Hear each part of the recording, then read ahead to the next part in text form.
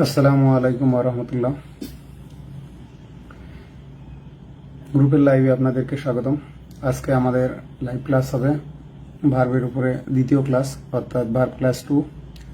আমরা আগের ক্লাসে she sleeps, here the verb sleep এই অংশ এই কোশ্চেন পর্যন্ত আলোচনা করেছিলাম। জি স্লিপস এখানে ইন্ট্রানজিটিভ ভার্ব। তো যাই হোক, আমরা পরবর্তীতে স্লিপের আরো এক ধরনের ব্যবহার দেখতে পাবো, সেটা হচ্ছে এটা স্ট্রং ভার্ব নাকি উইক ভার্ব। তো ভার্বের পাস্ট পার্টিসিপল বা পাস্ট ফর্ম করার সময় যদি শেষে টি বা ইডি যুক্ত হয়, এই ভার্বগুলোকে আমরা সাধারণত উইক ভার্ব বলি। তা আমাদের আজকের আলোচনার বিষয় শুরু হবে ডাইরেক্ট ইনডাইরেক্ট অবজেক্ট থেকে।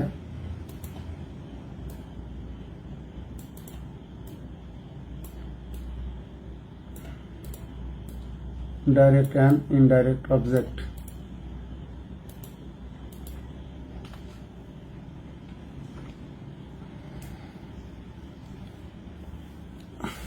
এর আগের আলোচনায় আমরা আলোচনা করেছি ট্রানজিটিভ ভার্ব আর ইনট্রানজিটিভ ভার্ব। তো ডেফিনিশনে আমরা যেটা দেখে আসছি, ভার্বের যদি অবজেক্ট থাকে, আমরা অবজেক্ট সাধারণত পাই। সাধারণত আমাদের দেশে যেভাবে পড়ানো হয় যে ভার্বকে কি বা কাকে দ্বারা প্রশ্ন করলে আমরা উত্তর হিসেবে যে নাউন বা নাউন ফ্রেজ পাই, সেটাই হচ্ছে আমাদের অবজেক্ট। তো নাউন ফ্রেজের মধ্যে আমাদের প্রোনাউন থাকতে পারে, ইনফিনিটিভ থাকতে পারে, জেরান্ড থাকতে পারে, নাউন ক্লজ থাকতে পারে। তো অবজেক্ট হচ্ছে, অবজেক্টের ভিত্তিতে ভার্ব দুই ধরনের, একটা হচ্ছে ট্রানজিটিভ ভার্ব আর একটা হচ্ছে ইনট্রানজিটিভ ভার্ব। যে সকল ভার্বের অবজেক্ট থাকে এদেরকে আমরা বলি ট্রানজিটিভ ভার্ব, আর যাদের অবজেক্ট থাকে এদেরকে আমরা বলি ইনট্রানজিটিভ ভার্ব। তো অবজেক্ট আমাদের দুই ধরনের, একটা হচ্ছে ডাইরেক্ট অবজেক্ট আর একটা হচ্ছে ইনডাইরেক্ট অবজেক্ট। তো যখন ভার্বের একটা মাত্র অবজেক্ট থাকবে, সেটা ব্যক্তিবাচক হোক বা বস্তুবাচক হোক, এটা বিষয় না। সেটা কি হবে? সেটা হবে একটা মাত্র অবজেক্ট থাকলে সেটা হবে ডাইরেক্ট অবজেক্ট। সেটা হবে ডাইরেক্ট অবজেক্ট যদি একটা মাত্র অবজেক্ট থাকে, সেটা ব্যক্তি বস্তু যাই হোক। যেমন দেখেন, he likes me, I love you, I love you, তাহলে ইউটা হচ্ছে ডাইরেক্ট অবজেক্ট। এই যে দেখেন, I met him in town, এখানে হিমটা একটা মাত্র অবজেক্ট, ব্যক্তিবাচক হলো। তাহলে কি হচ্ছে, ভার্বকে কি বা কাকে দ্বারা প্রশ্ন করে সাধারণত আমরা কি পাই? অবজেক্ট পাই। তবে এর ব্যতিক্রম আছে, সবসময় আপনি কি বা কাকে দ্বারা প্রশ্ন করে আপনি কি পাবেন না? অবজেক্ট পাবেন না। যেমন এখানে এক্সাম্পলটা আবারও দিয়ে, এর আগে যেমন দিয়েছিলাম, যেমন দেখেন, he entered the room running, ভালো কথা। we reached the station in time, we reached the station on time, ধরেন on time, অথবা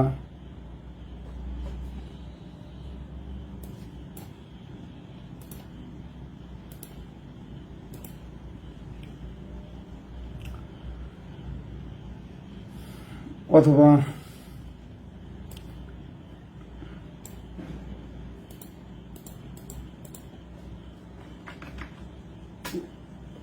I visited Dhaka last week, I visited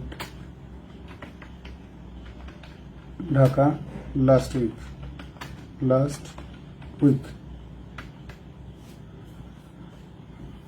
তাহলে এখানে দেখেন ইন্টার, এখানে কিন্তু আপনি কি বা কাকে দ্বারা প্রশ্ন করে পাচ্ছেন না। সে ঢুকলো, কোথায় ঢুকলো? তাহলে ভার্বের অর্থের পরিপূর্ণতা প্রদানে যদি কোনো নাউন বা নাউন ফ্রেজের প্রয়োজন হয়, সেটাই হচ্ছে এর অবজেক্ট। সেটা প্রোনাউন হতে পারে, ইনফিনিটিভ হতে পারে, জেরান্ড হতে পারে, নাউন ফ্রেজ হতে পারে, নাউন ক্লজ হতে পারে। তো এখানে দেখেন ইন্টার, সে প্রবেশ করলো, কোথায় প্রবেশ করলো? এখানে কিন্তু কোথায় উত্তর আসতেছে। তো এটা কি হওয়ার কথা? সাধারণত অ্যাডভার্ব হওয়ার কথা, কিন্তু না, এই ইন্টারটাকে পরিপূর্ণতা দিচ্ছে, ইন্টার দ্য রুম। তো এইটা কিন্তু ট্রানজিটিভ ভার্ব। ঠিক আছে, দেখেন we reach the station on time, তাহলে এখানে রিচ কোথায় বুঝলাম? স্টেশন। এখানেও কিন্তু কোথায় উত্তর দিচ্ছে, এরা হচ্ছে লোকেটিভ অবজেক্ট। এবার আসেন, দেখেন আই ভিজিটেড ঢাকা, আমি কি বললাম? পরিদর্শন করলাম কোথায়? ঢাকায়। ঠিক আছে, আমি ঢাকা পরিদর্শন। তো এই যে এই ক্ষেত্রগুলো কিন্তু কি বা কাকের উত্তর সাধারণত আসে না। তাহলে কি হচ্ছে, অবজেক্টটা হচ্ছে ভার্ব বা প্রিপোজিশনের অর্থের পরিপূর্ণতা প্রদানের জন্য, ভার্ব অথবা প্রিপোজিশনের। এখানে আমি শুধুমাত্র ভার্বের কথা বলছি, আসলে ভার্ব না, প্রিপোজিশনের ক্ষেত্রেও হবে। মানে অবজেক্টটা হচ্ছে ভার্ব অথবা প্রিপোজিশনের অর্থের পরিপূর্ণতার জন্য যে নাউন বা নাউন ফ্রেজ বা নাউন ইকুইভ্যালেন্ট যেটাই বলি, নাউন বা নাউন ইকুইভ্যালেন্ট দরকার হয়, এটাই হচ্ছে এর অবজেক্ট। তাহলে আবারও বলে দিই, ভার্বের একটা মাত্র অবজেক্ট থাকলে সেটা অবশ্যই ডাইরেক্ট অবজেক্ট হবে, অর্থাৎ ট্রানজিটিভ ভার্বের অবশ্যই ডাইরেক্ট অবজেক্ট লাগবে। ট্রানজিটিভ ভার্ব হতে গেলে ডাইরেক্ট অবজেক্ট লাগবে। দেখেন হি ওয়াজ রিডিং আ বুক, এখানে এটা বস্তুবাচক, সে পড়ছিল, কি পড়ছিল? একটা বই। সে পড়ছিল একটা বই, এটা কন্টিনিউয়াস টেন্সে আছে, ভালো কথা। হি লাইকস মি, সে আমাকে পছন্দ করে। মি কাকে পছন্দ করে? আমাকে। সে পছন্দ করে, এই লাইকের পরিপূর্ণতার জন্য আমার মিয়ের দরকার। আই মেট হিম, আমি দেখা করলাম, ঠিক আছে, কারোর সাথে দেখা করা অর্থে আমরা মিট ব্যবহার করি। এরপরে কিন্তু উইথের এই সাক্ষাৎ করা অর্থে প্রয়োজন নাই, কিন্তু কোনো কিছুর মুখোমুখি হওয়ার অর্থে বা দুর্ঘটনার শিকার হওয়া অর্থে আমরা মিট উইথ ব্যবহার করি। যেমন মিট উইথ ক্রিটিসিজম, বলা হচ্ছে he statement met with strong criticism, অথবা he met with an accident, সে একটা দুর্ঘটনার মুখোমুখি হলো, তো সেটাও বুঝতে হবে। কিন্তু ব্যক্তির সাথে সাক্ষাৎ করা বোঝাতে আমরা ট্রানজিটিভ ভার্ব হিসেবে মিটি ব্যবহার করি, ওর সাথে আমাদের উইথের দরকার নাই। তাহলে দেখেন আই স হিম টুডাই, আমি আজকে তাকে দেখলাম। এখানে টুডাই আছে, তারপরে এটা পাস্ট ইন্ডিফিনিট। টুডে থাকলে পাস্ট ইন্ডিফিনিট হতে পারে, টুডে থাকলে প্রেজেন্ট ইন্ডিফিনিট হতে পারে, প্রেজেন্ট কন্টিনিউয়াস টেন্স হতে পারে, পাস্ট ইন্ডিফিনিট হতে পারে, আবার ফিউচার ইন্ডিফিনিটও হতে পারে। এবারে আসেন দে মেড হিম ক্যাপ্টেন, এখানে দেখেন দে মেড হিম ক্যাপ্টেন, তারা তাকে কি করলো? ক্যাপ্টেন করলো। একটা বিষয় মনে রাখবেন, যে সকল ভার্বের একটা অবজেক্ট আছে এবং ওই অবজেক্টের আবার কমপ্লিমেন্ট আসে, তো এটাকে আমরা বলি ডাইরেক্ট অবজেক্ট। এটা এখানে ডাইরেক্ট অবজেক্ট, আর এটাকে আমরা বলি অবজেক্ট কমপ্লিমেন্ট। আর এই ভার্বটাকে তখন বলা হয় ফ্যাক্টিটিভ ভার্ব। যেমন দে মেড হিম, এখানে কিন্তু আলাদা আলাদা না, হিম আর ক্যাপ্টেন একই ব্যক্তি। তো এখানে যদি পদবী হয়, কোনো পদ পদবী বোঝায়, সেক্ষেত্রে কিন্তু এর আগে আর্টিকেল বসবে না, দে মেড হিম ক্যাপ্টেন। কিন্তু এখানে যদি হতো যে দে কল্ড, এখানে যদি আমরা কল্ড ব্যবহার করতাম, CLD called use, CALLED called use করতাম বা কল ব্যবহার করতাম, তখন কিন্তু এখানে হতো যে দে কল্ড হিম এ ফুল। তো তখন কিন্তু এখানে আমাদের কমন নাউনের আগে কি ব্যবহার করতে হতো? আর্টিকেল এ বা অ্যান ইউজ করা লাগতো সাউন্ড অনুসারে। এই যে এখানে দেখেন হি কল্ড মি এ ফুল, তাহলে যদি অবজেক্ট এবং তার পরবর্তী নাউনটা একই ব্যক্তিকে বুঝায় অথবা একই বস্তুকে বুঝায়, ঠিক আছে, তাহলে বুঝতে হবে এইটা তার কমপ্লিমেন্ট। আর এই অবজেক্টটা হচ্ছে ডাইরেক্ট অবজেক্ট, মানে ফ্যাক্টিটিভ ভার্বে একটা থাকবে ডাইরেক্ট অবজেক্ট, আর ওর পরিপূর্ণতার জন্য আমাদের দরকার অবজেক্ট কমপ্লিমেন্ট। এই কারণে এই যে দেখেন, এটা কিন্তু কোনো পদবী না, ফুল, এটা সাধারণ কমন নাউন, এই কারণে এর আগে আমাদেরকে ব্যবহার করতে হয়েছে ডিটারমিনার। কিন্তু এটা ক্যাপ্টেন, চেয়ারম্যান, ঠিক আছে, ক্যাপ্টেন, চেয়ারম্যান, প্রেসিডেন্ট, এই শব্দগুলো হলো পদবী সূচক, তো এদের আগে আমাদের আর্টিকেল বসবে না। এরা যদি প্যাসিভ করা হয়, যে হি ওয়াজ মেড ক্যাপ্টেন, তো পদবী সূচক এই এরা অবজেক্ট কমপ্লিমেন্ট থেকে যদি সাবজেক্ট কমপ্লিমেন্ট হয়ে যায় প্যাসিভে, সেক্ষেত্রে এদের আগে আর আর্টিকেল বসবে না। আরেকটা বিষয় মনে রাখবেন, ট্রানজিটিভ ভার্বের যে অবজেক্টটা, এটা যদি পদবী সূচক হয়, ঠিক আছে, তাহলে এর আগে কি হবে না? আমাদের আর্টিকেল লাগবে না। দেখেন he became principal, became principal, principal, কিন্তু দেখেন হি became a singer, he became a doctor, দেখেন, অথবা সিঙ্গার, পেশা, কমন নাউন, সাধারণ কমন নাউন। দেখেন he became principal of the college, তো এই প্রিন্সিপাল এটা কিন্তু পদবী সূচক, ঠিক আছে, এটা পদবী সূচক। এই কারণে আমাদের এখানে এর আগে কোনো আর্টিকেল দরকার নাই, মানে নো আর্টিকেল বা জিরো আর্টিকেল বসবে।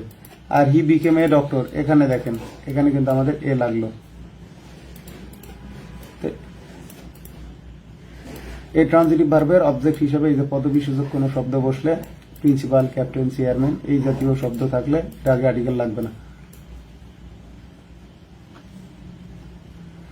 আর ইনডাইরেক্ট অবজেক্ট কি? ভার্বের যখন দুইটা অবজেক্ট থাকবে, অবজেক্ট একটা থেকে কিন্তু আর একটা আলাদা হয়। এখানে দেখেন দে মেড হিম ক্যাপ্টেন, এখানে হিমও যে ক্যাপ্টেনও সে। হি কল্ড মি এ ফুল, এখানে মিও যে ফুলও সে, মানে সে আমাকেই বোকা বলেছে, একই ব্যক্তি বোঝা যাচ্ছে। আর এখানে দেখেন যখন অবজেক্ট হবে দুটো আলাদা হবে। ভার্বের দুটো অবজেক্ট থাকলে প্রথমটি ইনডাইরেক্ট অবজেক্ট আর দ্বিতীয়টি ডাইরেক্ট অবজেক্ট, ঠিক আছে। তো এক্ষেত্রে যেটা দেখেন সাধারণত আমরা কাকে দ্বারা প্রশ্ন করে যেটা পাই সেটা হচ্ছে আমাদের, এরও কিন্তু আমরা ব্যতিক্রম পাবো, ব্যতিক্রম দেখাচ্ছি। সবসময় যে কাকে আসবে তাও কিন্তু না, বা কোনটিতে বা কোনটায়, কাকে বা কোনটায়, ঠিক আছে, কাকে বা কোনোটায় দ্বারা প্রশ্ন করলে, ঠিক আছে, আমরা উত্তর হিসেবে যে অবজেক্টটা পাবো সেটা হচ্ছে ইনডাইরেক্ট অবজেক্ট। সেটা ব্যক্তিবাচক হতে পারে, সাধারণত আমরা বলি ব্যক্তিবাচক, কিন্তু বস্তুবাচক হতে পারে। যেমন দেখেন গিভ ইট এ ট্রাই, ঠিক আছে, এখানেই দেখাই তাহলে বুঝতে পারবেন। দেখেন give the door a kick, give the door a kick, দেখেন give the door a kick. অনেকে আবার পড়াতে গিয়ে দেখি স্ক্রিন অন করে রেখে দেখে দেখে পড়ায়, আমি কিন্তু আবার ভাইবেন না দেখে দেখে পড়াচ্ছি। অথবা give the floor, give the kitchen floor, kitchen floor a good cleaning, A good cleaning, cleaning.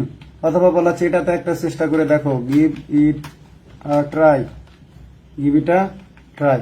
তাহলে এই যে দেখেন গিভ, ঠিক আছে, ইট এক বিষয় আর ট্রাই হলো আর একটা বিষয়। একইভাবে দেখেন ফ্লোর হচ্ছে আমার এখানে ইনডাইরেক্ট অবজেক্ট আর ক্লিনিংটা হচ্ছে ডাইরেক্ট অবজেক্ট। এখানে door, give the door a kick, একটা দরজায় একটা লাথি দাও। তাহলে কি হচ্ছে আমাদের মানে ইনডাইরেক্ট অবজেক্টও বস্তুবাচক হতে পারে, ইনডাইরেক্ট অবজেক্টও বস্তুবাচক হতে পারে, ইনডাইরেক্ট অবজেক্টও বস্তুবাচক হতে পারে। বুঝলেন তো? ট্রেডিশনাল শেখা থেকে আমাদের বের হয়ে আসতে হবে। তাহলে কি হচ্ছে ভার্বে আমরা মানে ভার্বের পরিপূর্ণতার জন্য যদি একাধিক অবজেক্টের দরকার হয়, প্রথমে সাধারণত যে অবজেক্টটা থাকে প্রিপোজিশন ছাড়া, মানে পাশাপাশি যদি দুটো অবজেক্ট হয়, অবজেক্ট আমরা কেমনে বুঝবো? এই যে মি একটা, বুক একটা, এটা দুটো আলাদা আলাদা সত্তা। শি গেভ মি আ বুক, সে আমাকে দিল কি দিল? একটা বই দিল। এখানে মি একটা মানে সত্তা, এ বুক আরেকটা সত্তা, মানে মি থেকে এ বুক আলাদা। আর এখানে হিম আর ক্যাপ্টেন একই ব্যক্তি, মি আর এ ফুল একই ব্যক্তি। তো এই ক্ষেত্রে এ ফুল ক্যাপ্টেন এটা ছিল কমপ্লিমেন্ট। আর এখানে এই যে মিটা হচ্ছে ইনডাইরেক্ট অবজেক্ট, এ বুক হচ্ছে ডাইরেক্ট অবজেক্ট। এখন দেখেন এই যে গিভ হিম দা মানি, তাকে টাকাটা দাও, তাহলে হিমটা হচ্ছে ইনডাইরেক্ট অবজেক্ট আর দা মানি হচ্ছে ডাইরেক্ট অবজেক্ট। একইভাবে দেখেন গিভ দা ডোর, ঠিক আছে, দরজায় একটা লাথি দাও, তাহলে এখানে দা ডোর হচ্ছে ইনডাইরেক্ট অবজেক্ট, ঠিক আছে, কিক হচ্ছে ডাইরেক্ট অবজেক্ট। একইভাবে গিভ দা কিচেন ফ্লোর, ঠিক আছে, give the kitchen floor a good cleaning, তাহলে এটা হচ্ছে ডাইরেক্ট অবজেক্ট, আর আগের এটা হচ্ছে ইনডাইরেক্ট অবজেক্ট কিচেন ফ্লোরকে। ঠিক একইভাবে গিভ ইট এ ট্রাই, এটা ইটটা হচ্ছে আমাদের ইনডাইরেক্ট অবজেক্ট, এ ট্রাই হচ্ছে ডাইরেক্ট অবজেক্ট। এখানে দেখেন কফি এক্সপোর্ট আর্ন, ঠিক আছে, Brazil many millions of pounds, তাহলে ব্রাজিল এটা ইনডাইরেক্ট অবজেক্ট। আর্ন মানে কাউকে কোনো কিছু পাইয়ে দেওয়া, অর্জন করানো। যেমন বলা হচ্ছে the performance in the film earn him the national award, তাহলে আর্ন হিম বা আর্ন, ঠিক আছে, হার আর্নস হার, তাহলে হিম বা হার আমাদের কি হচ্ছে ইনডাইরেক্ট, আর পরে ন্যাশনাল অ্যাওয়ার্ড ডাইরেক্ট অবজেক্ট। এখানে দেখেন যে কফি এক্সপোর্ট আর্ন মানে কফি এক্সপোর্ট থেকে কি আসে? Brazil pie many millions of pounds a year, তাহলে এখানে ব্রাজিল হচ্ছে কি অবজেক্ট। এটা কিন্তু ব্যক্তিবাচক না, ঠিক আছে, দেশ কিন্তু বস্তুবাচক শব্দ, তো এটা হচ্ছে আমাদের এখানে ইনডাইরেক্ট অবজেক্ট। তার মানে ভার্বের অর্থ সম্পন্নের জন্য প্রথমে যে অবজেক্টটা থাকবে এটা ইনডাইরেক্ট, আর পরে যে অবজেক্টটা থাকবে এটা হচ্ছে ডাইরেক্ট অবজেক্ট। এখানে দেখেন he gave the class A tough assignment, ঠিক আছে, সে ক্লাসকে কি দিল? এই যে দেখেন গিভ দ্য ক্লাস, কাকে দিল? ক্লাসকে দিল, ঠিক আছে। দ্য ক্লাস কিন্তু কালেক্টিভ নাউন, ক্লাসের কিন্তু প্রাণ নাই, ক্লাসের সদস্যদের প্রাণ আছে, তো এটা এই সেন্সে বস্তুবাচক। পরে দেখেন এ টাফ অ্যাসাইনমেন্ট মানে কি? একটা কঠিন অ্যাসাইনমেন্ট দিল, বাড়ির কাজ আর কি। এবারে আসেন গিভ ইট আ ট্রাই, এই যে এক্সাম্পল দিয়ে রাখছি বাক্যগুলোতে me him Brazil the class it হচ্ছে ইনডাইরেক্ট অবজেক্ট, এবং book the money millions of pounds, ঠিক আছে, a tough assignment a try এগুলো হচ্ছে ডাইরেক্ট অবজেক্ট। তাহলে এখানে আমরা দেখি, আমি প্রথমবার অবশ্য আমার নিজের এই বিষয়টা নিয়ে একটু অস্পষ্টতা ছিল, আমি প্রথম 2010 সালের বইয়ের উত্তরটা ভুল করছিলাম, পরে ঠিক করে দিয়েছিলাম। দেখেন আমি নিজেও আগে ভাবতাম যে ব্যক্তিবাচক মানেই মনে হয় ডাইরেক্ট, একসময় ভাবতাম, কিন্তু পরবর্তীতে আমি যখন এগুলো নিয়ে স্টাডি শুরু করলাম, Oxford Cambridge dictionary Macmillan dictionary, তখন দেখলাম যে একমাত্র অবজেক্ট থাকলে সেটা ডাইরেক্ট অবজেক্ট। পরে সংশোধন করে দিয়েছি। পরে আমাকে যারা কপি করে বাজারে যে বইগুলো আছে, এখনো অনেকের এই বইয়ের উত্তরটা ভুল আছে, তাদের বইয়ের উত্তর কিন্তু এই ভুলটাই দেওয়া আছে। তাহলে দেখেন identify the underline item in the sentence মানে কি? শনাক্ত করেন মানে নিম্ন দাগাঙ্কিত যে আইটেমটা প্রগ্রহণ বাক্যের, তাহলে whom do you like most, আপনি কাকে সবচেয়ে বেশি পছন্দ করেন? তো ভালো কথা, এখানে এটা সাবজেক্ট নাকি ইনডাইরেক্ট অবজেক্ট নাকি ডাইরেক্ট অবজেক্ট নাকি রিলেটিভ প্রোনাউন? তাহলে এই যে ইউটা হচ্ছে এখানে সাবজেক্ট। আমরা জানি ইন্টারোগেটিভ সেন্টেন্সে কি করি, আমরা সাধারণত অক্সিলিয়ারি ভার্ব আগে নিই, তারপরে সাবজেক্ট, তারপরে প্রিন্সিপাল ভার্ব। মানে ইউ লাইক হোম মোস্ট, তো এখানে অবজেক্টটা আমাদের সামনে চলে আসছে, তো এটা হচ্ছে আমাদের ডাইরেক্ট অবজেক্ট। কি অবজেক্ট? ডাইরেক্ট অবজেক্ট, কারণ অবজেক্ট একটাই। এই যে বলা হচ্ছে whom do you like most, এখন আমি বলতেছি আই লাইক হার মোস্ট, ঠিক আছে, আই লাইক হার মোস্ট, অথবা বলতেছি I like my daughter most, তাহলে কি হচ্ছে একমাত্র অবজেক্টটা ব্যক্তিবাচক হলেও সেটা কি হবে? সেটা হবে ডাইরেক্ট অবজেক্ট। এই যে এই বাক্যে হোম হচ্ছে একমাত্র অবজেক্ট, তাই এখানে হোম হচ্ছে ডাইরেক্ট অবজেক্ট, ইনডাইরেক্ট নয়। আইডেন্টিফাই দ্য আন্ডারলাইন্ড আইটেম, একই কথায়। হোয়াট ডিড ইউ টেল হার, এখন দেখেন ডিড ইউ টেল হার, এখানে হারটা আছে, আমাদের কি অবজেক্ট আছে? এটা দেখেন হোয়াট ডিড ইউ টেল হার, এখানে কিন্তু টেলের একটা অবজেক্ট হলো হার, এইটা হলো ইনডাইরেক্ট অবজেক্ট, তাহলে হোয়াট থেকে আমরা যেটা পাবো সেটা অবশ্যই ডাইরেক্ট অবজেক্ট। টেল সামবডি সামথিং, যেমন টেল হার এ স্টোরি, ঠিক আছে, টেল মি দ্য স্টোরি, তো টেল সামবডি সামথিং, তো এই সামবডিটা ইনডাইরেক্ট অবজেক্ট, আর সামথিং যেটা আসবে সামথিং এর পরিবর্তে এখানে আমরা ইন্টারোগেটিভ প্রোনাউন ওয়ার্ড ব্যবহার করছি, তার মানে এটা ডাইরেক্ট অবজেক্ট। আর এটাই যদি পরবর্তীতে এইভাবে দিয়ে যদি হারের নিচে আন্ডারলাইন করে দেয়, তখন আনসার হবে ইনডাইরেক্ট অবজেক্ট।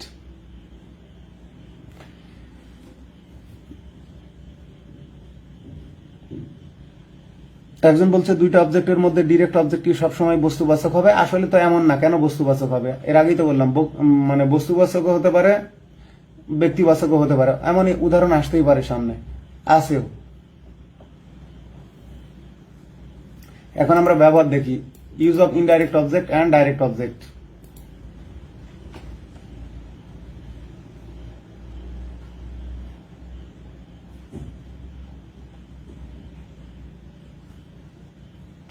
এখানে দেখেন সাধারণত ইনডাইরেক্ট অবজেক্টই ডাইরেক্ট অবজেক্টের পূর্বে বসবে, মানে আমাদেরকে সাধারণত ইনডাইরেক্ট অবজেক্ট, ঠিক আছে, এটা আমাদের প্রথমে বসবে, তারপরে বসবে ডাইরেক্ট অবজেক্ট। এদের মাঝখানে সাধারণত প্রিপজিশনের সাধারণত দরকার নাই, কিন্তু ব্যতিক্রম আছে, কিছু ভার্ব আছে, যেমন প্রেজেন্ট, ঠিক আছে, প্রোভাইড, সাপ্লাই, ঠিক আছে, তারপরে আরো আছে এন্ট্রাস্ট আছে। তো এই জায়গাগুলানে এর সাথে কিন্তু আরো ভার্ব আছে, ভার্ব এই যে বললাম প্রেজেন্ট, প্রোভাইড, সাপ্লাই, তারপরে এন্ট্রাস্ট, এই যে এন্ট্রাস্ট, ইনভেস্ট, ট্রাস্ট, এখানে আমি উল্লেখ করেই রাখছি। তো এইগুলোর ক্ষেত্রে কি হবে? এগুলো ব্যতিক্রম, আগে বসবে ইনডাইরেক্ট অবজেক্ট, তারপরে কি হবে? ডাইরেক্ট অবজেক্ট, মাঝখানে লাগবে আমাদের প্রিপজিশন। কিন্তু আমরা আগে কি দেখে আসলাম? এই যে দেখেন, যদি আমরা ইনডাইরেক্ট অবজেক্টকে আগে বসাই, ডাইরেক্ট অবজেক্টকে পরে বসাই, সাধারণত এর মাঝখানে প্রিপজিশনের দরকার নাই। গিভ হিম দা মানি, তাহলে indirect object, direct object. Give me এ বুক, ইনডাইরেক্ট অবজেক্ট, ডাইরেক্ট অবজেক্ট, ঠিক আছে। কপি, এক্সপোর্ট, আর্ন, আর্নের পরে দেখেন ইনডাইরেক্ট অবজেক্ট, ডাইরেক্ট অবজেক্ট, মাঝখানে কোনো প্রিপজিশন নেই। হি gave the class A tough assignment, তো নাই, গিভ ইট এ ট্রাই, এখানে প্রিপজিশনের প্রয়োজন নাই। কিন্তু এই যে দেখেন ব্যতিক্রম, যে I presented her with rose, তাকে আমি একটা গোলাপ উপহার দিলাম, I presented her with a rose, তাহলে এখানে হারটা হচ্ছে ইনডাইরেক্ট অবজেক্ট। এ রোজ, রোজ কিন্তু কমন নাউন, এই কারণে এর আগে আর্টিকেল বসেছে, প্রপার নাউন না। কিন্তু ফুল অর্থে নাউন চ্যাপ্টারে আমি আপনাদেরকে পড়িয়েছি জেনারেলাইজড কমন নাউন আর স্পেসিফিক কমন নাউনের মধ্যে। তাহলে দেখেন হি প্রোভাইডেড মি, সে আমাকে প্রোভাইডেড সামবডি উইথ সামথিং মানে দেওয়া, হি প্রোভাইডেড মানে he give me a fan, সে আমাকে একটা ফ্যান দিল, মানে he provided me with a fan. অনেক সময় এই সেন্টেন্সের কিন্তু অর্থ আসতে পারে যে he provided me with a fan, তো এর অর্থটা কি? এর মানে হলো he gave me a fan.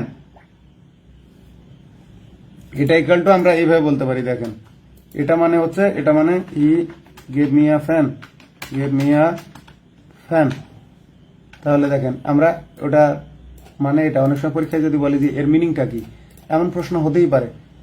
একসময় শিক্ষা বোর্ডের যে এসএসসি এমসিকিউ আসতো এসএসসি পরীক্ষায় গ্রামার আইটেম থেকে, তখন কিন্তু এইরকম আসতো যে he provided me dash something, এর মানে হচ্ছে হি গেভ মি সামথিং। একসময় এসএসসি তে কিন্তু এগুলোর উপরে এমসিকিউ আসতো ইংরেজিতে, সেটা অনেক আগের ঘটনা।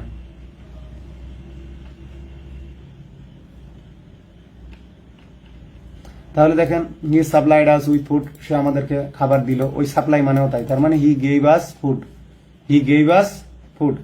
তবে ডাইরেক্ট অবজেক্ট আগে বসলে এবং ইনডাইরেক্ট অবজেক্ট পরে বসলে দেখেন ইনডাইরেক্ট অবজেক্টের পূর্বে টু বসে আর জন্য বুঝালে ফর বসে। তাহলে কিভাবে, এই যে দেখেন ভার্ব ইনডাইরেক্ট অবজেক্ট আগে ডাইরেক্ট অবজেক্ট পরে, আর যদি আমরা ডাইরেক্ট অবজেক্ট আগে নিয়ে আসি তখন আমাদের টু বা ফর লাগবে। প্রতি বুঝালে আমরা ব্যবহার করব টু, আর যদি জন্য বুঝায় সেক্ষেত্রে আমরা ব্যবহার করব ফর। যাকে আমরা দেখাচ্ছি, যেমন দেখেন সে আমার জন্য একটা শার্ট কিনে আনলো, অথবা আমার বাবা আমার জন্য একটা শার্ট কিনে আনলো। এটা আমরা দুই ভাবে বলতে পারি। এখানে দেখেন my father bot me a shirt, shirt. এখন আমরা এইভাবে বলতে পারি অর মাই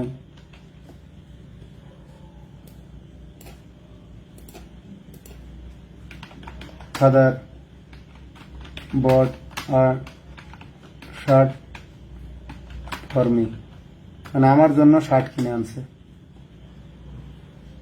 ঠিক আছে, একইভাবে আমরা এইভাবে ব্যবহার করতে পারি মাই মাদার, মাই মাদার, ঠিক আছে, মেড মি আ শার্ট, অথবা আমরা এইভাবে লিখতে পারি মাই মাদার, ঠিক আছে, made a shirt for me. এই যে দেখেন, তাহলে জন্য বুঝালে কি হবে, ফর হবে।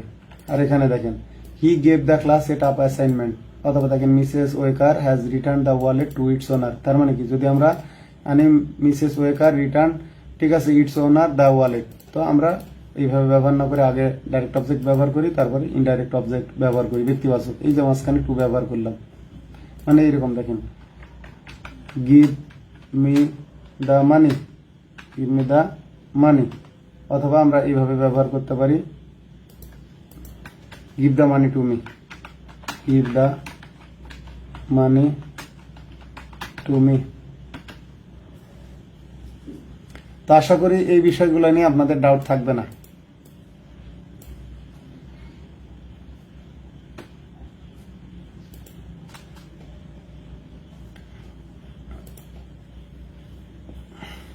উদাহরণ দিতে গেলে অনেক হবে, এরপরে আমি আপনাদেরকে একটা ক্লাসে এক্সাম্পল সম্বলিত পেজ দেখাবো, আপনারা নোট করে নিয়েন। তো যাক আমরা আগাই। এখানে দেখেন চুজ দ্য কারেক্ট সেন্টেন্স।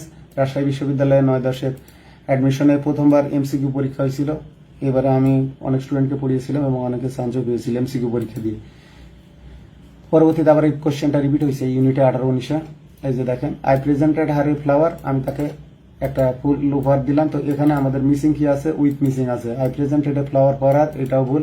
আমাদের রুলসটাই হলো প্রেজেন্ট সামবডি উইথ সামথিং। এই যে I presented her with a rose, তাহলে she was presented a flower by me, এখানে আমাদের উইথ মিসিং, তাহলে এটা right. I presented her with a flower, আমি তাকে একটা ফুল উপহার দিলাম, অথবা আমি তাকে একটা গোলাপ উপহার দিলাম। এখন দেখেন মিসেস লুবনা হ্যাজ রিটার্ন, ওই যে আগে দেখে আসলাম দা ওয়ালেট টু ইটস অরিজিনাল ওনার, এর প্রকৃত মালিককে। সে ওয়ালেট মানে কি, ওয়ালেট মানে আমরা যেটা বলি মানি ব্যাগ। মানি ব্যাগ এটা বাংলাদেশি আমাদের বানানো শব্দ, কিন্তু আসলে ওর সঠিক ইংরেজি হচ্ছে ওয়ালেট। দেখেন to its original owner the wallet, কারণ ইনডাইরেক্ট অবজেক্টের আগে যদি প্রথমে আমরা ইনডাইরেক্ট অবজেক্ট ইউজ করি, তার আগে প্রিপোজিশনের দরকার নাই। আমরা এইভাবে বলতে পারি Mrs Lubna has return its original owner the wallet, কিন্তু এখানে টু ব্যবহার করা হয়েছে। দেখেন the wallet to its originally owner, এখানে ডাইরেক্ট অবজেক্ট আছে, পরে ইনডাইরেক্ট অবজেক্ট আছে। ভুল হলো এই জায়গায়, এখানে পসেসিভ অ্যাডজেক্টিভ বা পসেসিভ ডিটারমিনারের পরে, বা এটাকে আমরা বলি ডিপেন্ডেন্ট ডিটারমিনার। এই যে ডিপেন্ডেন্ট ডিটারমিনার এবং নাউনের মাঝখানে ব্যবহার করতে হবে অ্যাডজেক্টিভ, কিন্তু এখানে অ্যাডভার্ব ব্যবহার করা আছে। এখানে ওয়ার্ডের কারণে ভুল, এখানে অরিজিনাল হবে। এখানে কিন্তু ডাইরেক্ট অবজেক্ট আগে আছে, ইনডাইরেক্ট অবজেক্ট পরে আছে, টু আছে, কিন্তু এখানে আরেকটা বিষয় জানতে হবে, সেটা এখানে লাগবে আমাদের অ্যাডজেক্টিভ, কিন্তু এখানে দেওয়া আছে অ্যাডভার্ব। এই কারণে এটা right. The wallet to its original owner, a wallet back to its original owner, এখানে আমাদের আর ব্যাকের দরকার নাই, কারণ এখানে রিটার্ন আছে। তাছাড়া কিন্তু এখানে দেখেন a wallet to its original ওনার।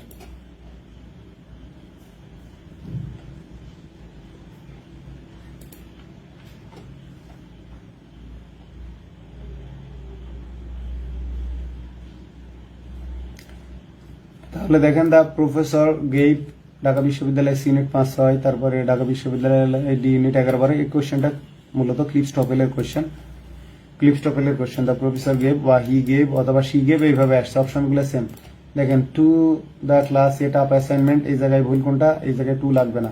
এমন হতে পারে হি গেভ অথবা শি গেভ অথবা the professor gave the class at up assignment, এখানে আমাদের টু এর দরকার নাই, যদি টু না থাকে তাহলে এটা রাইট।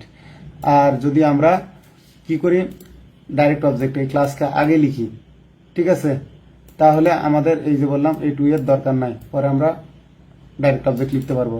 দ্য ক্লাস হচ্ছে এখানে ইনডাইরেক্ট অবজেক্ট, তাহলে আগে আমাদের ইনডাইরেক্ট অবজেক্ট পরে ডাইরেক্ট অবজেক্ট।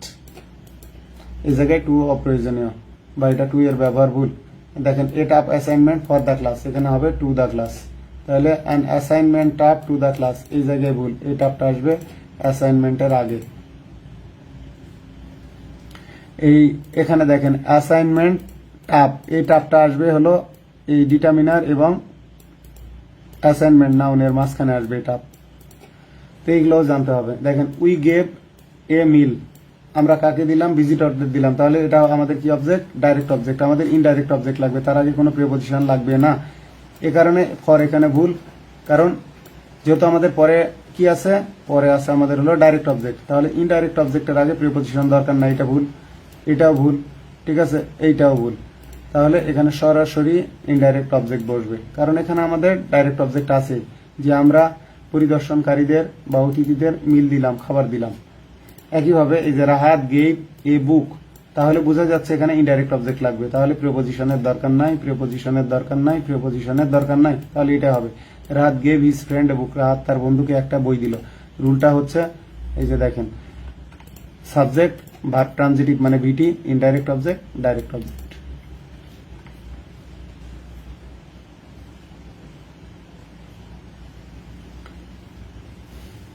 এবার আসেন কমপ্লিমেন্ট।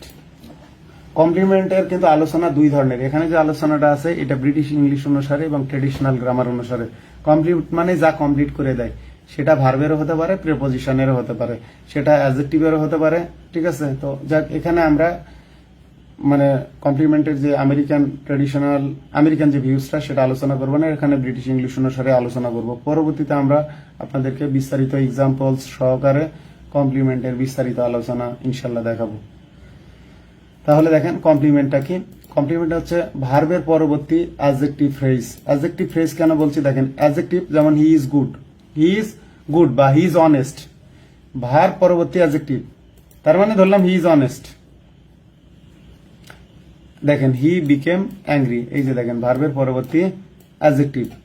এখন অ্যাডজেক্টিভ ফ্রেজ কেন, অ্যাডজেক্টিভ এটা নিজেও কিন্তু একটা শব্দ নিজেই ওই ফ্রেজও হতে পারে, যেমন আই লাভ ইউ, আই এখানে প্রোনাউন, প্রোনাউন তো ফ্রেজ হয় না, তো এটা নাউনের পরিবর্তে বসছে, ঠিক আছে, নাউনের পরিবর্তে বসছে আই লাভ ইউ, তাহলে আইকে আমি কি বলতে পারি, নাউন ফ্রেজ বলতে পারি প্রোনাউনকে, তা একটা ওয়ার্ডও কি হতে পারে, ফ্রেজ হতে পারে। এটা অ্যাডজেক্টিভ এবং একই সাথে অ্যাডজেক্টিভ ফ্রেজ। দেখেন আমি আবার যদি এটাকে ভেরি বলি, যে হি বিকেম ভেরি অ্যাংরি, তাহলে এই ভেরিটা কেন বসলো, এই অ্যাডজেক্টিভকে মডিফাই করার জন্য বসলো, তারপরে এটা কি থাকলো, অ্যাডজেক্টিভ ফ্রেজই থাকলো। মানে অ্যাডজেক্টিভ নিজেও অ্যাডজেক্টিভ ফ্রেজ এবং ওর আগে মডিফায়ার বসলে সেটা সহকারেও সেটা অ্যাডজেক্টিভ ফ্রেজ। তাহলে ভার্ব পরবর্তী অ্যাডজেক্টিভ ফ্রেজ অথবা নাউন ফ্রেজ। নাউন ফ্রেজ দেখেন হি বিকেম এ ডক্টর, এখন আমি বলতেছি দেখেন it is money, it is money, অথবা দেখেন money is power, money is power, খেয়াল করেন মানি ইজ পাওয়ার। তাহলে এটা একই সাথে এটা যেমন নাউন, এটা পাওয়ার এবং মানি এরা একই সাথে যেমন নাউন, একই সাথে এরা নাউন ফ্রেজ দুটোই, মানে একক শব্দকে আমরা ফ্রেজ বলতে পারবি, ফ্রেজ ক্লাস মানে ফ্রেজ ক্যাটাগরিতে নিয়ে গেলে, মানে একই শব্দ, একটা শব্দ নাউন নিজেই নাউন আবার নাউন ফ্রেজও বটে। তাহলে মানি ইজ, তাহলে দেখেন এখানে মানিটা সাবজেক্ট, ইজটা লিঙ্কিং ভার্ব আর পাওয়ারটা নাউন এবং এটা কমপ্লিমেন্ট, কারণ মানিও যেটা পাওয়ারও সেটা। তাহলে এটা কি হচ্ছে, এটা নিজেও কিন্তু একক শব্দ হলেও এটা নাউন ফ্রেজ, এটাও নাউন ফ্রেজ। এখানে তো ডক্টর নাউন ঠিক আছে, এ ডক্টর মিলে এটা নাউন ফ্রেজ হলো, কিন্তু এটা একক শব্দ, মানি ইজ পাওয়ার, ঠিক আছে। Health is wealth, health is wealth, এই যে যেমন দেখেন এখানে তাহলে এখানে হেলথ নিজে নাউন এবং নাউন ফ্রেজ, ওয়েলথ নিজে নাউন এবং নাউন ফ্রেজ। তাহলে হেলথ যেটা, ওয়েলথ তো সেটা। তাহলে এইটা হচ্ছে সাবজেক্ট আর এটা হলো সাবজেক্ট কমপ্লিমেন্ট।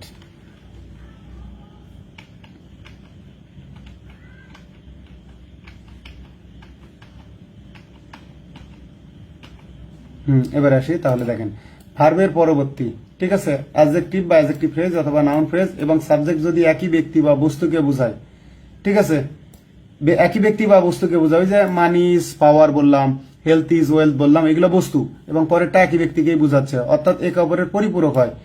অথবা অবজেক্ট পরবর্তী অ্যাডজেক্টিভ ফ্রেজ, অবজেক্ট পরবর্তী অ্যাডজেক্টিভ ফ্রেজ আমরা আগে পড়ে আসলাম যে দে মেড হিম ক্যাপ্টেন, তাহলে হিম, হিমের পরে ক্যাপ্টেন, ঠিক আছে। অথবা we consider him honest, we consider him honest, আমরা এখানে এক্সাম্পল দেখব। অথবা এই যে নাউন ফ্রেজ এবং অবজেক্ট যদি একই ব্যক্তি বা বস্তুকে বোঝায় তখন উক্ত অ্যাডজেক্টিভ অথবা নাউন ফ্রেজকে কমপ্লিমেন্ট বলে, ট্রেডিশনাল গ্রামার অনুসারে এবং ব্রিটিশ ইংলিশ অনুসারে।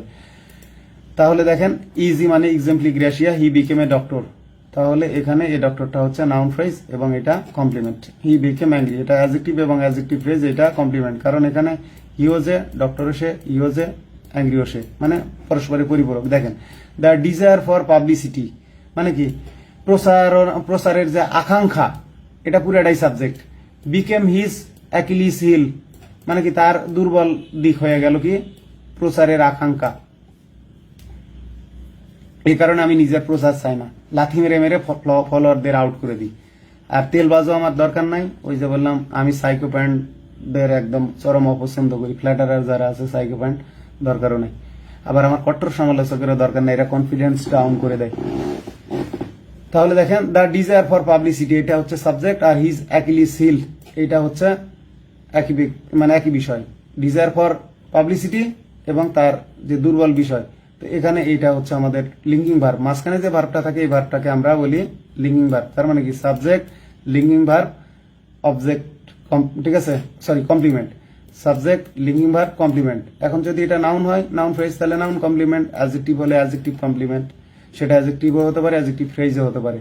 দেখেন the desire for publicity became his Achilles heel, এটা নাউন ফ্রেজ, সাবজেক্ট, এই নাউন ফ্রেজটা হলো কমপ্লিমেন্ট। আগে দেখেন ইট ওয়াজ পেইন্টেড রেড, তাহলে এটা প্যাসিভ সেন্সে আছে, মানে ইটও যেটা, রেডও সেটা। এখানে এটা নিয়ে একটু প্রবলেম আছে, কোনো জায়গায় এখানে রেডকে নাউন বলা হয়েছে, আবার কোনো ক্ষেত্রে এখানে রেডকে অ্যাডজেক্টিভ বলা হয়েছে, এই জায়গাটা বিতর্কিত।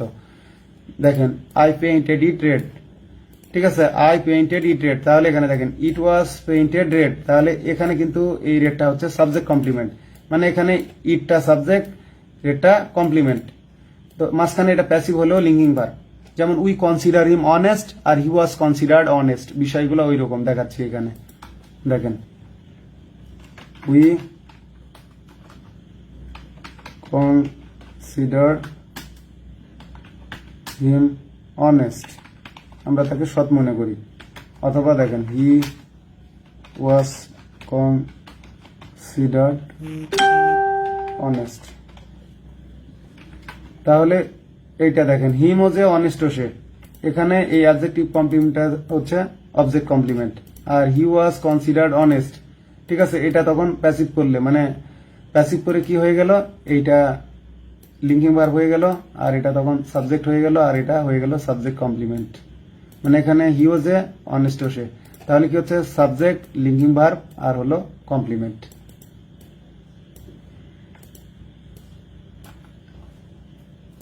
তাহলে বুঝতে পেরেছেন আশা করি। দেখেন শিজ মেড হার, এখানে শিজ মানে she has, made her position very clear, এখানে হার পজিশনও যেটা ভেরি ক্লিয়ারও সেটা, তাহলে ভেরি ক্লিয়ার হচ্ছে এটা কমপ্লিমেন্ট, এই অ্যাডজেক্টিভ ফ্রেজটা হার পজিশনের complement. He called me a fool, তাহলে এখানে মি এর কমপ্লিমেন্ট হচ্ছে এ ফুল, আর এটা ঠিক আছে ট্রানজিটিভ ভার্ব, এটা কিন্তু ডাইরেক্ট অবজেক্ট, আর এটা হচ্ছে অবজেক্ট কমপ্লিমেন্ট। আর একটা বিষয় এখানে জেনারেলাইজেশন করা আছে, ইন জেনারেল বলা আছে, ব্যতিক্রম বাইরে হবে। অবজেক্ট সর্বদাই নাউন অথবা প্রোনাউন হয়, এর কিন্তু ব্যতিক্রম হতে পারে, যেমন it is I, it is I, তখন কিন্তু ওইটা প্রোনাউন হলো, ব্যতিক্রম বাইরে হবে। কমপ্লিমেন্ট সাধারণত নাউন অথবা অ্যাডজেক্টিভ হয়, অ্যাডভার্ব কমপ্লিমেন্ট হতে পারে, সেটা ওই যে বললাম। এটা এখানে যে আলোচনাটা আছে এটা ব্রিটিশ ট্রেডিশনাল গ্রামার অনুসারে আমাদের এইভাবেই পরীক্ষায় আসে, এই কারণে এখানে এই আলোচনা। মডার্ন গ্রামার অনুসারে কমপ্লিমেন্টের ডিসকাশনটা কিন্তু ডিফারেন্ট। তাহলে দেখেন অবজেক্ট এবং সাবজেক্ট দুটো ভিন্ন সত্তা। তাহলে এখানে দেখেন হি হেল্প মি, সে আমাকে সাহায্য করেছিল। আই লাভ ইউ বা আই লাইক ইউ, ঠিক আছে এখানে, অথবা আই হেট ইউ। যেমন এমন দেখেন she hates me, she hates me, অথবা দেখেন I hate R, I hate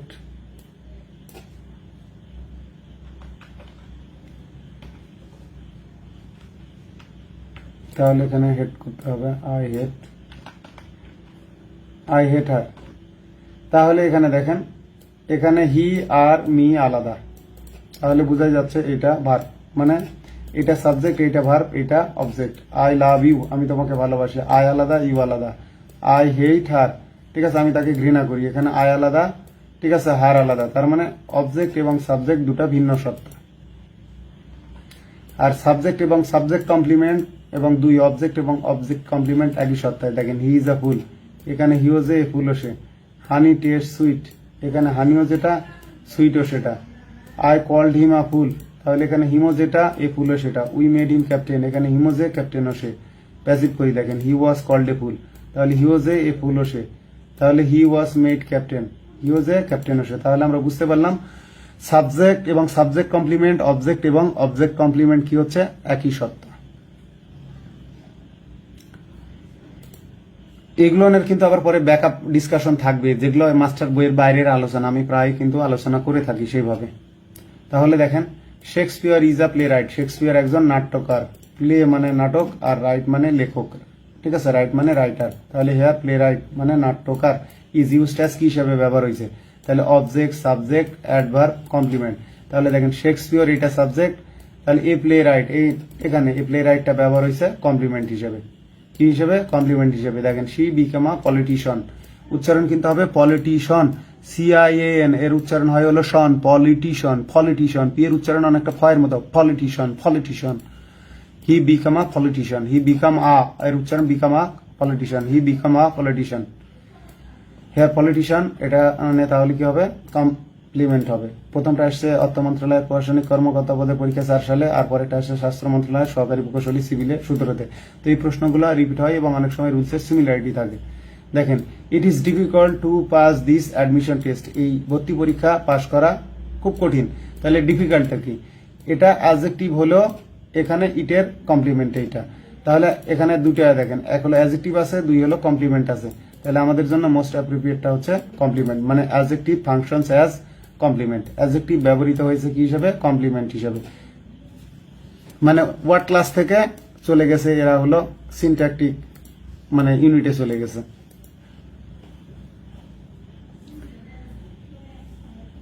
এবার আসেন লিঙ্কিং ভার্ব। তাহলে সাবজেক্ট এবং কমপ্লিমেন্টের মধ্যবর্তী ভার্বকে আমরা কি বলি, লিঙ্কিং ভার্ব বলি।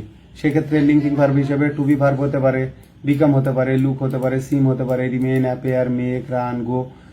এই যে এই তারপরে দেখেন গো, গ্রো, রিড, ঠিক আছে, ট্রান, টেস্ট, ফিল, স্মেল, ওয়ে। আমরা দেখাচ্ছি ওয়ে, আই ওয়ে আমার ওজন এখন বলতেছি 63 বা 65 কেজি, সেক্ষেত্রে আমি বলতেছি আই ওয়ে 65 কিলোস, আমার ওজন 65 কেজি। তখন ওয়ে কি হবে, ওয়েটা হবে লিঙ্কিং ভার্ব। একইভাবে আমি বলতেছি যে বাচ্চাটা, এই যে দেখেন মাই ব্যাগস ওয়ে 45 কেজি। তো এই জায়গায় যদি বলা হচ্ছে যে দ্য বেবি বা baby was, sorry the baby wait, এখানে ইডি লাগাই দিলাম, বাচ্চার ওজন ছিল কত কেজি, ধরলাম 3 কেজি, ঠিক আছে। At the time of his birth, তার জন্মের সময় বাচ্চাটার ওজন ছিল 3 কেজি, তখন ওয়েট এইটা হয়ে যাবে লিঙ্কিং ভার্ব। তাহলে আমরা দেখি who will make a good player, সে কি হবে, একটা ভালো খেলোয়াড় হবে। তাহলে মেকটা এখানে linking verb. He will make a good player, তাহলে হিটা সাবজেক্ট আর গুড প্লেয়ার হচ্ছে কমপ্লিমেন্ট। তাহলে সাবজেক্ট এবং কমপ্লিমেন্টের মধ্যবর্তী ভার্বটা হচ্ছে আমাদের লিঙ্কিং ভার্ব। দেখেন the weather has turn cold, এখানে ওয়েদারই ঠান্ডা, এটা কমপ্লিমেন্ট, এটা সাবজেক্ট, তাহলে হ্যাজ টার্ন হচ্ছে linking verb. The milk smelled অথবা টার্নড অথবা ওয়েন্ট সওয়ার, তাহলে কি হলো, দুধ টক হয়ে গেল বা দুধের গন্ধ টক অথবা দুধ টকে পরিণত হয়ে গেছে, তাহলে স্মেল, টার্ন, ওয়েন্ট মানে গো সাওয়ার। তো এক্ষেত্রে এরা হচ্ছে linking verb. The lady grew tired of waiting মানে কি ভদ্র মহিলা অপেক্ষা করতে করতে কি হয়ে গেল, টায়ার্ড মানে বিরক্ত হয়ে গেল, অফ ওয়েটিং মানে অপেক্ষা করতে করতে, টায়ার্ড অফ ডুইং সামথিং আমি তোমার অভিযোগ শুনতে শুনতে ক্লান্ত বিরক্ত, তাহলে কি I am tired of hearing your complaints, I am tired of hearing your complaints. তাহলে দেখেন the lady grew tired of waiting, the lady grew tired of, তাহলে এখানে লেডি সাবজেক্ট, টায়ার্ডটা হচ্ছে আমাদের অ্যাডজেক্টিভ কমপ্লিমেন্ট, ভালো কথা, তার মানে গ্রুটা হচ্ছে লিঙ্কিং ভার্ব মানে গ্রো টায়ার্ড। তাহলে মাই ব্যাগস ওয়ে 45 কেজি, আমার ব্যাগের ওজন কত কেজি, 45 কেজি, এটা সাবজেক্ট এটা কমপ্লিমেন্ট, তার মানে ওয়েটা হচ্ছে লিঙ্কিং ভার্ব। একইভাবে এইভাবে বলতে পারি, দেখেন কি বললাম,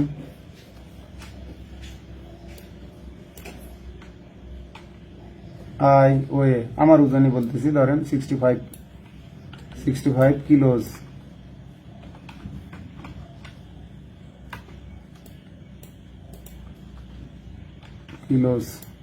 তাহলে এখন দেখেন এটা আরো সুন্দর করে লিখি, তা বেবি বা child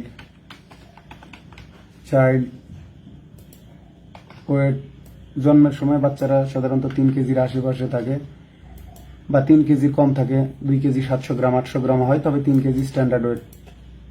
at the time of birth বললে হয়, হিজ বার্থ বললে হয়, at the time of birth জন্মের সময় বাচ্চাটার ওজন, তাহলে এটা হচ্ছে লিঙ্কিং ভার্ব, এটা সাবজেক্ট, 3 কিলোসটা হচ্ছে কমপ্লিমেন্ট, মানে বেবিও যেটা এর ওজনও 3 কেজি সেটাই।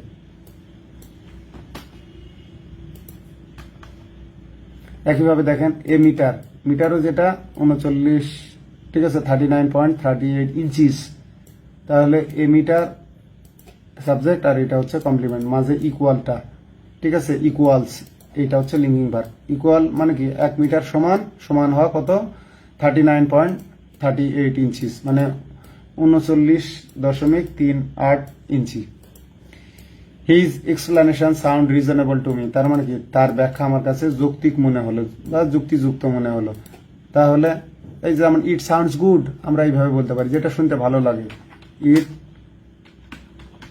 সাউন্ডস গুড মানে শুনতে ভালো লাগে। তাহলে এখানে দেখেন ইটটা হচ্ছে সাবজেক্ট, গুডটা হচ্ছে কমপ্লিমেন্ট, তাহলে সাউন্ডসটা হচ্ছে লিঙ্কিং ভার্ব।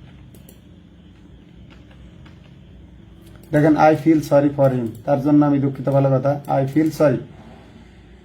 এখন আই ফিলের ক্ষেত্রেই বলি, যেমন দেখেন আমার আই ফিল আনফুলফিল্ড মানে বুঝেন যখন মানুষের চাহিদা পূরণ হয়নি, আনফুলফিল্ড যখন মনে হয় যে আমার এই যে মাস্টার বই লেখা আরো কিছু পাওয়া উচিত ছিল, আই ফিল আনফুলফিল্ড মানে আমি এখনো কোনো রাষ্ট্রীয় কোনো মূল্যায়ন পাইনি, আমার পাওয়া উচিত ছিল বিভিন্ন সম্মাননা পুরস্কার, কারণ এত সহজ কাজ হলে বাংলাদেশে অনেকে এমন বই লিখতে পারতো বা এত টাকাও কামাতে পারতো।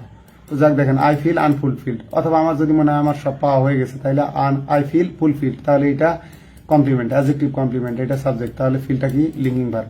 তো এটা আপনারা মনে রাখবেন, কোনো কিছু প্রাপ্তি পরিপূর্ণ মনে করা বা আপনি যা পেয়েছেন এটা আপনার জন্য মানে উপকারী বা আপনি স্যাটিসফাইড, সেক্ষেত্রে ব্যবহার করবেন আই ফিল ফুলফিল্ড অ্যাডজেক্টিভ। আর যদি মনে হয় আপনার আরো পাওয়া উচিত আপনি তা পাননি, সেক্ষেত্রে ব্যবহার করবেন আনফুলফিল্ড।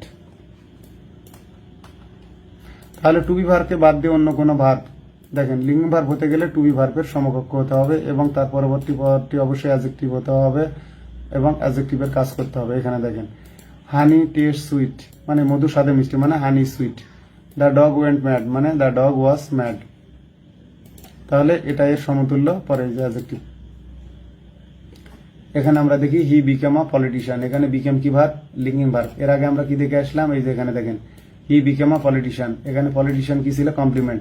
তাহলে বিষয়টা হলো লিঙ্কিং এ ভার্বের পরে বসে কমপ্লিমেন্ট, আর সাবজেক্ট এবং কমপ্লিমেন্টের মাঝখানে বসে হচ্ছে লিঙ্কিং ভার্ব, সাবজেক্ট এবং কমপ্লিমেন্টের মাঝখানে। তাহলে ওই উদাহরণটাই দেখেন, হি বিকেম আ পলিটিশিয়ান, তো এখানে এটা কমপ্লিমেন্ট আর এটা সাবজেক্ট, তাহলে এটা মাঝখানের ভার্বটাই হচ্ছে linking verb. Transitive verb, linking verb, action verb, intransitive verb, তাহলে রাইট হচ্ছে লিঙ্কিং ভার্ব। এখানে কিন্তু এটাকে ট্রানজিটিভ ভার্বও বলা হয়, এখানে কিন্তু মোস্ট অ্যাপ্রোপ্রিয়েট হচ্ছে linking verb. Honey taste sweet, এখানে কিন্তু ট্রানজিটিভ ভার্ব বলার সুযোগ নাই, এটা লিঙ্কিং ভার্ব।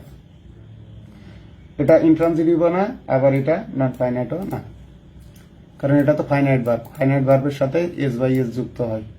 দেখেন he went mad, the verb, সে পাগল হয়ে গেল, সে পাগল হয়ে গেল। গো ম্যাড মানে পাগল হওয়া, তাহলে হি ওয়েন্ট ম্যাড, সে পাগল হয়ে গেল, তাহলে এটা সাবজেক্ট, এটা কমপ্লিমেন্ট, মাঝখানে ভার্বটা linking verb. The boy went mad, ছেলেটি পাগল হয়ে গেল, তাহলে ওয়েন্টটা কি? ওয়েন্ট হচ্ছে আমাদের লিঙ্কিং ভার্ব।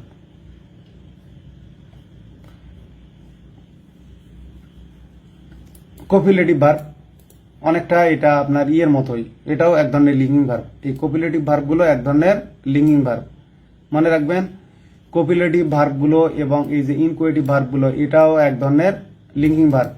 এই যে এগুলোকে লিঙ্কিং ভার্ব ধরা হয়, এদেরকে সংক্ষেপে কপিলেটিভ ভার্ব বা কপিউলা বলা হয়।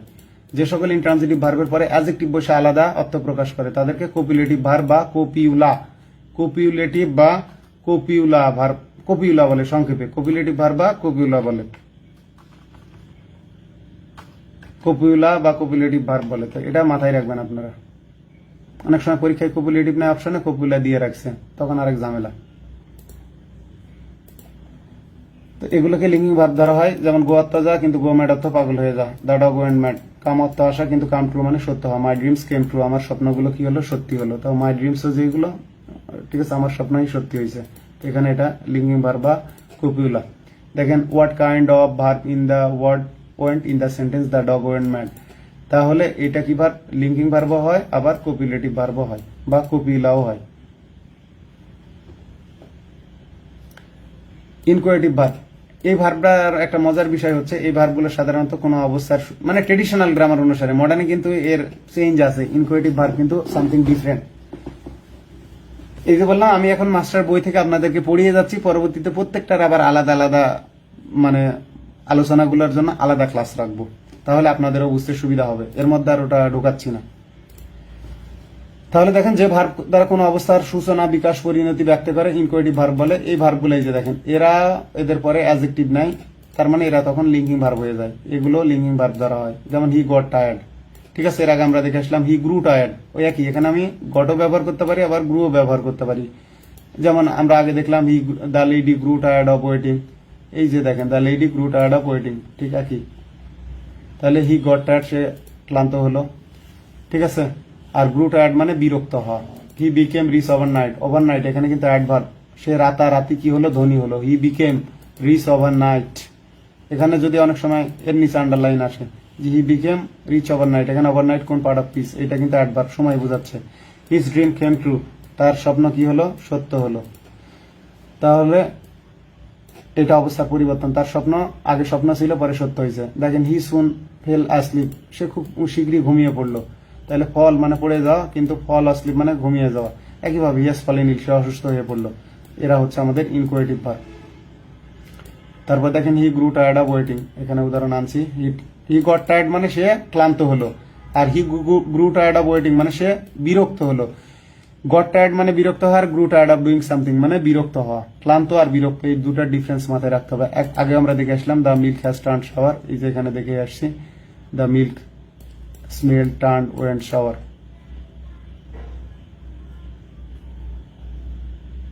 তাহলে দেখেন which sentence uses inchoative verb. তো প্রথম প্রশ্নটা আসছিল চিটাগাং ইউনিভার্সিটি এফ ইউনিটে, পরে আবার মেডিকেলে 22-23-এ, মানে কতবারে আসছে যে he was king, it is dark, he is weak, ঠিক আছে, ইট ইজ গেটিং ডার্ক মানে আগে আলো ছিল এখন অন্ধকার হয়ে যাচ্ছে। তাহলে এটাই একই সঙ্গে মানে এরা লিঙ্কিং ভার্ব এবং ইনকোয়েটিভ ভার্ব।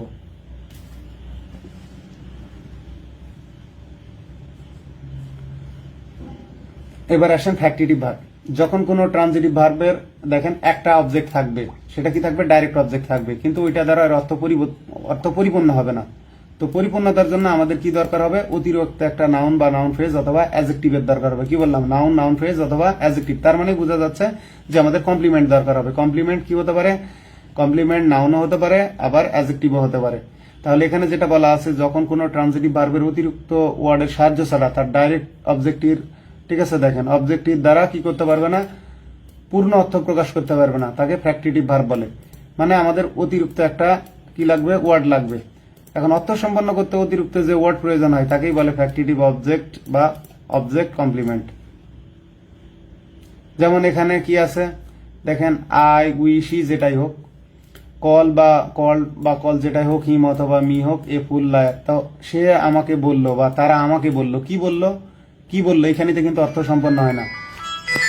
পরে আমাদের লাগবে ফুল, লায়ার, জিনিয়াস এইরকম কোনো নাউন অর্থ সম্পন্ন করার জন্য। যেমন দে বা we selected him, elected him, nominated him, choose him, made him. আমরা তাকে কি করলাম, বানালাম, ঠিক আছে, বা মনোনীত করলাম বা নির্বাচন করলাম। কি নির্বাচন করলাম? চেয়ারম্যান বা ক্যাপ্টেন, ঠিক আছে, অথবা ডাইরেক্টর, যেটাই হোক। এখানে একটা নোট আছে, এটা খেয়াল রাখবেন। ফ্যাক্টিটিভ ভার্ব বিশিষ্ট বাক্যগুলোকে প্যাসিভ করলে অবজেক্ট কমপ্লিমেন্টই সাবজেক্ট কমপ্লিমেন্ট হয়ে যায়।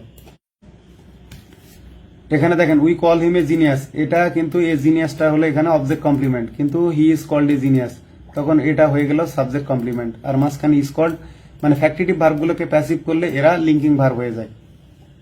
এখানে দেখেন দে ইলেক্টেড হিম ক্যাপ্টেন, তাহলে এটা ডাইরেক্ট অবজেক্ট, এইটা হচ্ছে আমাদের কি, এইটা হচ্ছে ফ্যাক্টিটিভ অবজেক্ট বা কমপ্লিমেন্ট। তখন আমরা এই ভার্বটাকে কি বলবো? ভার্বটাকে বলবো ফ্যাক্টিটিভ ভার্ব।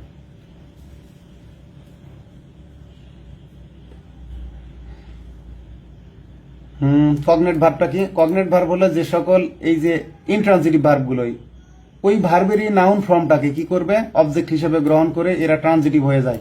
এই ভার্বগুলোকে আমরা বলি কগনেট ভার্ব, আর এই নাউনটাকে আমরা বলি কগনেট অবজেক্ট। কগনেট আসছে কোত্থেকে জানেন? কগনেট শব্দটার মধ্যে আমরা লতে পড়ছি। কগনেট মানে মূলত মাতৃকুলের আত্মীয়, মানে মাতৃ থেকে, মা থেকে। কগনেট, ঠিক আছে, কগনেটিক আঙ্কেল। এই যে আমরা বলি না ম্যাটারনাল আঙ্কেল, আমার যেমন নানি আর দাদি, তো নানি মানে ম্যাটারনাল গ্র্যান্ড মাদার, আর প্যাটার্নাল গ্র্যান্ড মাদার মানে দাদি। তো এই যে কগনেট আসছে মাতৃ থেকে, যে কগনেটিক আঙ্কেল। তো এইটাই মাতৃ হিসাবে এইটাকে কি করছে?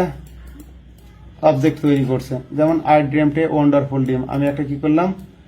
সুন্দর স্বপ্ন দেখলাম।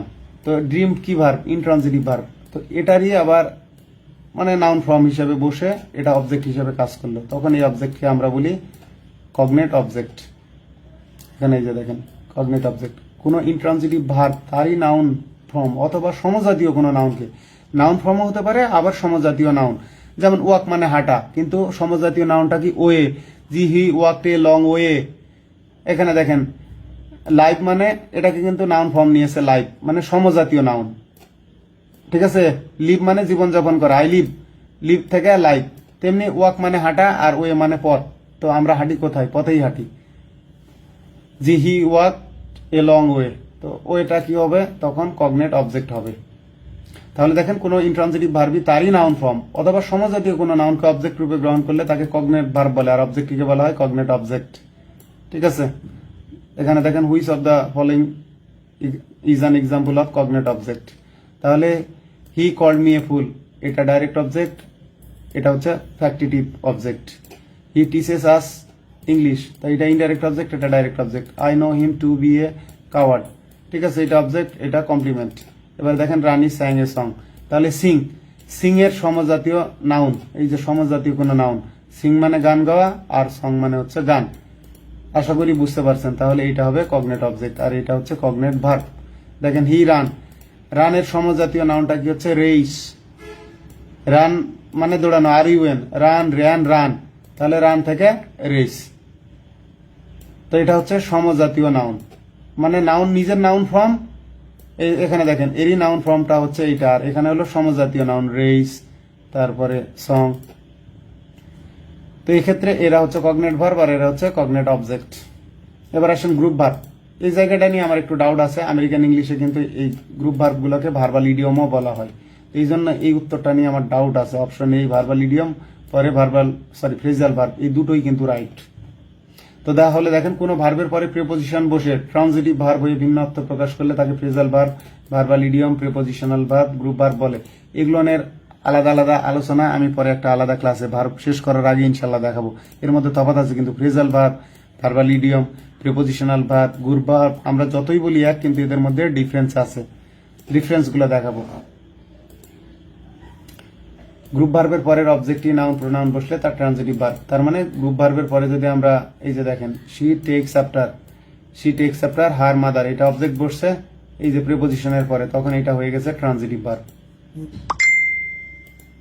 এটা কিন্তু ট্রানজিটিভ ভার্ব। এই যে দেখেন, জেন টার্ন ডাউন, প্রত্যাখ্যান করলো, the chance to work abroad, বিদেশে কাজ করার সুযোগটা সে কি করলো, প্রত্যাখ্যান করলো। তাহলে এটা ফ্রেজাল ভার্ব, আর ফ্রেজাল ভার্ব গুলোকে আমরা বলি ট্রানজিটিভ ভার্ব। তো আপাতত আজকের আলোচনা আমি এ পর্যন্তই রাখি। নেক্সট ক্লাসে আমরা semi modal verb, common verb, দেখেন প্রশ্ন অনেক পুরাতন কিন্তু রিপিট হয়, he did it, air did, did হচ্ছে এটা কিন্তু কমন ভার্ব। কমন ভার্ব আর পজিটিভ ভার্ব, ঠিক আছে, কমন ভার্ব আর পজিটিভ ভার্ব আমি মাস্টারে যুক্ত করছিলাম। দেখেন 3-4 প্রশ্ন, রাজশাহী বিশ্ববিদ্যালয়ের প্রশ্নটা মহিউদ্দিন খান কাশেম স্যারের বই থেকে আসা। আবার এই যে দেখেন, রেলওয়ে পয়েন্টসম্যান 2024 সালের নিয়োগ পরীক্ষায় আসছে। আপনাদের কাছে যে বই আছে ওই বইটারই এখন বের হবে রিপিটেড প্রিন্ট, মানে লিখে দেবো রিপিটেড প্রিন্ট। এই যে সাল আপডেট করে দিয়েছি, রিপিটেড প্রিন্ট 24। বইয়ের প্যাটার্নে কোনো চেঞ্জ নাই, ওখানেও যতটা প্রশ্ন থাকবে এখানেও ততটাই প্রশ্ন থাকবে। কিছু বানান যদি 2-4টা ভুল ত্রুটি থাকে সংশোধন হয়ে যাবে, কোথাও 2-1টা উদাহরণ যুক্ত হবে। কিভাবে উদাহরণ, এই যে আপনাদের চোখের সামনে দেখায় উদাহরণ কিভাবে যুক্ত হয়। I help him, I love you, এই জায়গায় আমার স্পেস আছে, ধরেন এটাই বই, এটাই প্রিন্ট হবে। এই যে আই হেট হার, এই যে বাড়তি একটা উদাহরণ যুক্ত হয়ে গেল। তো রিপিটেড প্রিন্টে ঠিক এই কাজটাই হবে। এই যে এই উদাহরণ কিন্তু ধরেন আপনার কাছে যে বই আছে না, এরকম পুরো বই কিছু এক্সাম্পলস অ্যাড হবে। তো এখানে আমরা তখন বাদ করছিলাম সেটা দেখেন, রিফ্লেক্সিভ প্রোনাউন সর্বদাই সাবজেক্টের অভিন্ন সত্তা, রিফ্লেক্সিভ এবং রেসিপ্রোকাল, এখানে দুটো আরেকটা মারতে হবে, রিফ্লেক্সিভ এবং রেসিপ্রোকাল। দেখেন রেসিপ্রোকাল, এই দুইটা, যেমন ইচ আদার, ওয়ান অ্যানাদার, এরা হচ্ছে রেসিপ্রোকাল প্রোনাউন, এরা সাবজেক্টের অভিন্ন সত্তা কিন্তু এরা প্রোনাউন, ঠিক আছে, তাই সাধারণত অবজেক্ট হয়। যেমন হি কিল্ড হিমসেলফ, ঠিক আছে, উই লাভ ইচ আদার, মানে এটা প্যাসিভ করলে কি হবে, we are loved by each other. তো ওরা কিন্তু এখানে দেখায় আপনাদেরকে,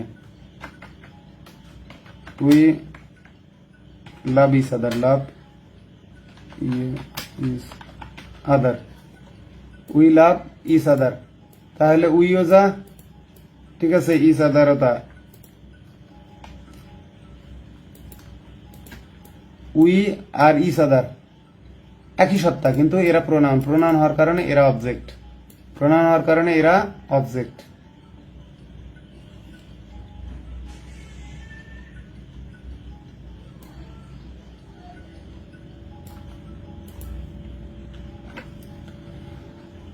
তো আশা করি আপনারা বুঝতে পেরেছেন যে বইয়ে একটা অ্যামেন্ডেড প্রিন্ট বা রিপিটেড প্রিন্ট আসলে কোথাও বানান ভুল বা উত্তর ভুল থাকলে এগুলো আমি সংশোধন করে দিই। এবং এই যে আপনাদেরকে পড়ালাম, এখানে আমি বলি মাস্টারের যখন পরবর্তী আসবে এই জায়গায় বিস্তারিত আলোচনা থাকবে, এই জায়গায় নেক্সট টাইম আলোচনার ধরন চেঞ্জ হবে, এই জায়গায়ও আলোচনা, মানে পুরো বইয়ে অনেকটা চেঞ্জ আসবে। আর আরেকটা বিষয় খেয়াল রাখবেন, পুরান প্রশ্ন বলে যে পড়বেন না, লাভ হবে না। এই যে এইভাবে দেখা যাবে এটা রাজশাহী বিশ্ববিদ্যালয়ে 3-4 প্রশ্ন পড়বো না চাকরির ক্ষেত্রে, ঠিক কি 24 সালে রিপিট হয়েছে, এভাবে রিপিটও হতে থাকবে। তো যাই হোক, আজকের ক্লাস এই পর্যন্তই, আমরা পরে ক্লাস কন্টিনিউ করব সেমি মডেল ভার্ব থেকে, ঠিক আছে, ভার্ব ক্লাস 3 হবে। তো যাই হোক, আমি ক্লাস শেষে আর একটা বিষয় আপনাদেরকে বলে নিয়ে বারবার বলা উচিত, আমার ক্লাস নেওয়ার সময় কোনো ধরনের স্লিপ অফ টাং অথবা যেহেতু স্লিপ অফ পেন হওয়ার সুযোগ নাই, এখানে টাইপও হবে, মানে টাইপিং মিস্টেক হতে পারে। টাইপিং এর সময় আমার ভুল ত্রুটির জন্য আমি ক্ষমা প্রার্থী, বিনীত অনুরোধ আমার ভুলগুলো ক্ষমা সুন্দর দৃষ্টিতে দেখবেন, কোনো ভুল নজরে আসলে আমাকে জানাবেন, আমি ইনশাল্লাহ চেষ্টা করব আপনাদেরকে সঠিক জানানোর জন্য, কারণ ভুলের ঊর্ধ্বে কেউই না। তবে আমাদের চেষ্টা করা উচিত ভুলটা যত কম করা যায়, যতটা ভুলকে এড়ানো যায়, যতটা নিখুঁত হওয়া যায়। তো প্রত্যাশা রাখি, দোয়া রাখি আপনারা সুস্থ থাকেন, উত্তরোত্তর উন্নতি করতে থাকেন, আমার জন্য দোয়া রাখবেন। পরবর্তী ক্লাসে আবারও দেখা হবে ইনশাল্লাহ। আসসালামু আলাইকুম।